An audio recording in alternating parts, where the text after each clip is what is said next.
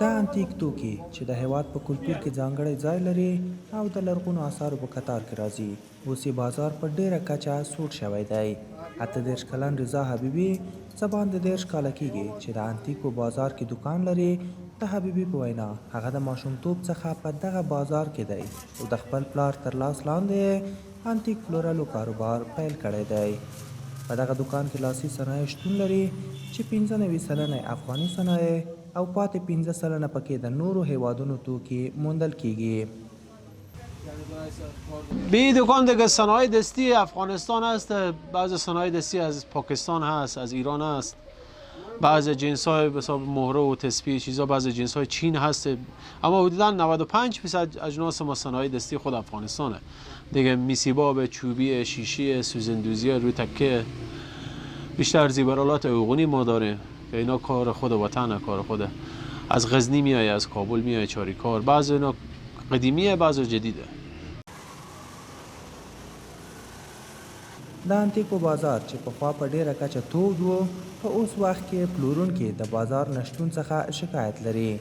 د دغه بازار پلورونکي د انتیک کاروبار ستړي کړي دي او وایي ملاتړ نه لري. نسبت به قبل خوب بود دیگه، کم فروشندگی و اینا خیلی بود، فروشات اینا توریستا خیلی بودن از کشورهای مختلف میومدن به دیدن افغانستان دیگه. باز بعضی انتیک و چیزا هم شوق میکردن، این که هست کسب شوقیه دیگه، باز میگرفتن دیگه. باز فعلا کم انتیک و شکست شده. خواستم از دولت اینه که حمایت کنم دیگه، ما خواسته نداریم.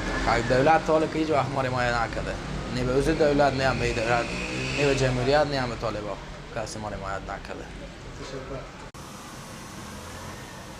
د شمیرو پر بنسټ په هرات کې په 13 کلونو کې شاوخوا 100 دکانونه وو، خو اوس یې شمیر د نیم څخه هم کم شوی دی. قبلا که بود دکان‌ها زیاد بود، تقریبا خردی کم 100 دکان بود تمام شهر هرات.